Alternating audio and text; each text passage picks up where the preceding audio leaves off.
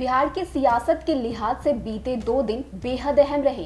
एक तो यह कि प्रधानमंत्री नरेंद्र मोदी ने केंद्रीय मंत्री और लोक जनशक्ति पार्टी के नेता पशुपति कुमार पारस को जन्मदिन की शुभकामनाएं दी और उनके दीर्घायु व स्वस्थ जीवन की कामना की। दूसरा यह कि इससे पहले चिराग पासवान और राजद के दलित नेता श्याम रजक की मुलाकात हुई। माना जा रहा है कि बिहार की राजनीति के लिहाज से ये 2 बड़े अहम दिन रहे। दरअसल राजनीतिक जानकार मानते हैं कि संकेतों में ही सही, लेकिन पीएम मोदी ने पशुपति कुमार पारस को रामविलास पासवान का राजनीतिक उत्तराधिकारी मान लिया है। वहीं चिराग पासवान का भी भाजपा से मोह भंग हो गया है।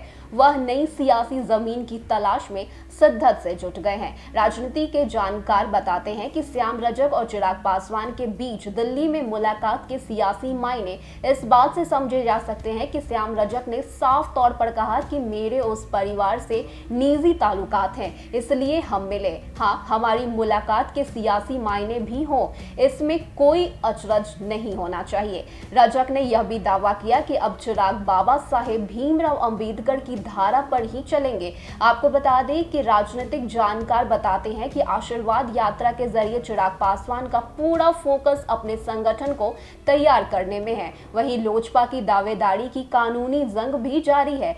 भाजपा नेताओं से अधिक भाव नहीं मिलने की सूरत में चिराग पासवान ने राजद नेता तेजस्वी यादव से संपर्क और संवाद तेज कर दिया है। जाहिर है बिहार की सियासी फलक में राजद और लोजपा के चिराग गुट के बीच सियासी आकर्षण दिखने लगा है।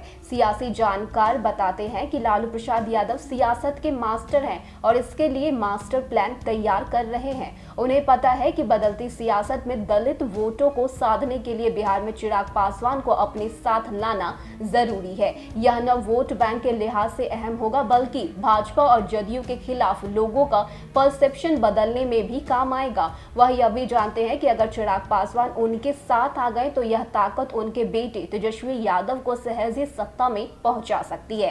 राजनीति के जानकार यह भी कहते हैं कि इसका फायदा चिराग पासवान भी उठाएंगे, क्योंकि चिराग पासवान को भी यह पता है कि उनके नाम के जुड़ने भर से ही दलित वोटों का सेंटिमेंट एक बार की लालू प्रसाद कैंप की ओर मुड़ सकता है। दूसरा, चिराग पासवान को यह भी पता है कि राजद की मदद से ही वे केंद्रीय राजनीति में अपने चाचा पशुपति कुमार पारस के लिए मुश्किलें खड़ी कर सकते हैं। राजनीति के जानकार यह भी कहते हैं कि इसमें दोनों ही पक्षों को अपना अपना फायदा नजर आ रहा है। यह भी साफ है कि एनडीए में छोटे भाई की भूमिका में सीएम नीतीश कुमार राजग सरकार में अब दमदार नजर नहीं आ रहे हैं। वहीं महंगाई और कोरोना जैसे मुद्दे पर भाजपा की साख भी घटी है। ऐसे में यह आकर्षण और यह झुकाव कब गठबंधन में तब्दील होगा, इसके लिए सियासी जमीन तैयार करने की कवायद शुरू हो चुकी है।